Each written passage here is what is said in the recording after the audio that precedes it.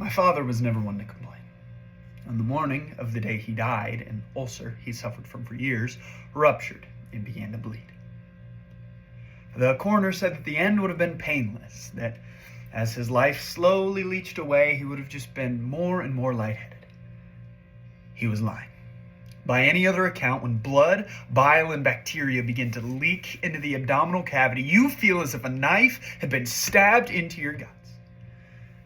But my father, on the morning of the day he died, carried his bleeding, dying body through his entire work shift, 7 in the morning till 7 at night.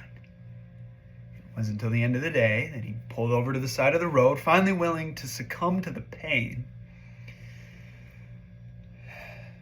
6 months earlier, he'd leased a brand new Chevy Impala. He loved that car. His favorite feature was a built-in phone that could be accessed just by saying, "Dial," and it would get you in contact with anyone in your address book. Another feature of the car, it could get you in contact with emergency services. All you had to do was press a little red button and say, "Help." But my father sat there, bleeding and dying, and did nothing.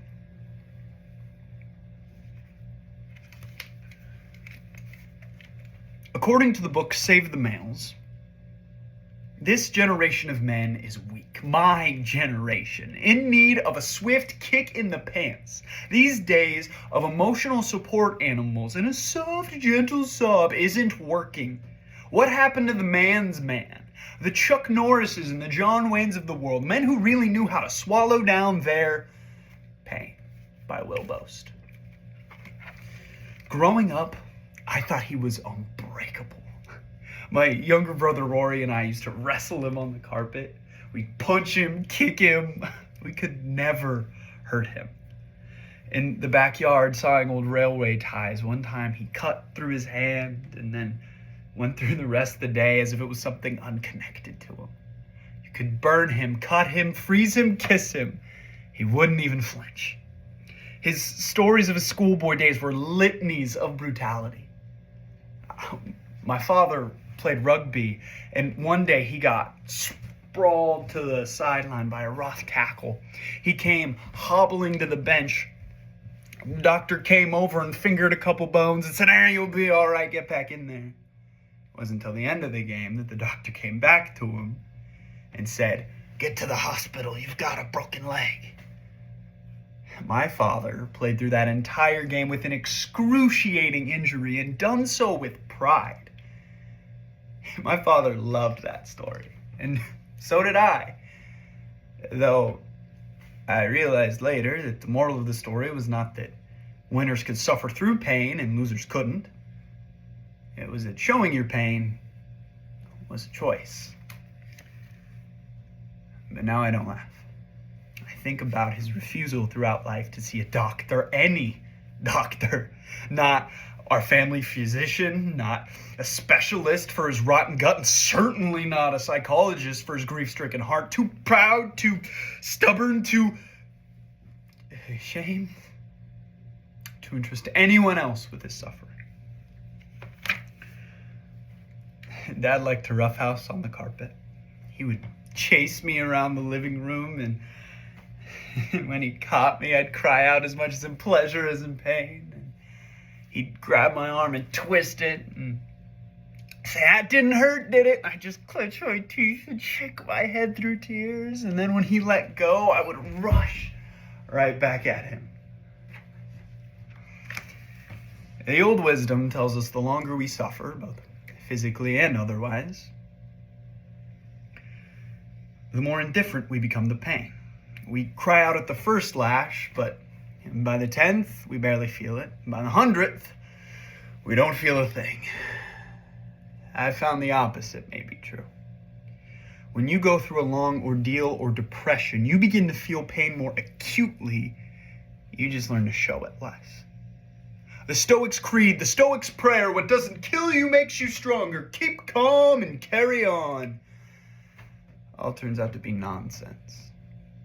When I look at the course my family's life would take, I realize how ill-equipped we were to handle it all. The day my mother died, my brother Rory started partying harder than ever, veering as far as he could from the straight arrow path I'd taken. And my father, who now downed 7 or 8 whiskeys a night, every night, and did all he could to cajole, bully, and lecture it out of him. And then one night, my father's greatest worry came true. Rory died in a car accident on his way to a party, slamming beers. My father, with no other means of coping with Rory's death, turned to the only medicine he knew: drinking himself to death. Most of his life, he'd suffered from a bad stomach. Not a day went by when he didn't cry out in some sort of discomfort. Now on 10 or 12 whiskeys a night, every night. It wasn't his son's place to tell his father his business, and I'd just try to ignore it when I heard him crying out throughout the night. 30 years at the same company, he missed only a few days of work. Not when my brother died or when my mom got sick. Something seems cruel to me now. They gave him an award for his attendance. And toward the end he softened. On the morning of the day he died, he called me, and I was hungover and pissy about being woken up early. He seemed to be in a cheerful mood. He told me he'd added me to the AAA policy, that had I checked my car's oil, and he fretted about my health as much as he seemed to care nothing for his own. Dad, quit worrying. I've got it, okay?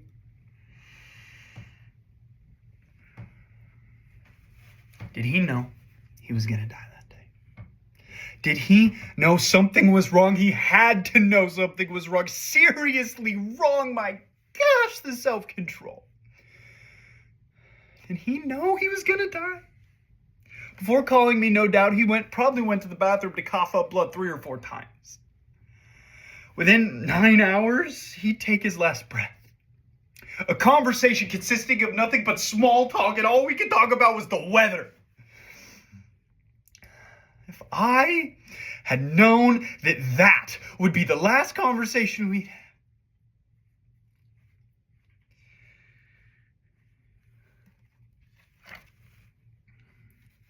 That evening, my father pulled to the side of County Road B, parked it neatly on the curb, and sat there, bleeding and dying.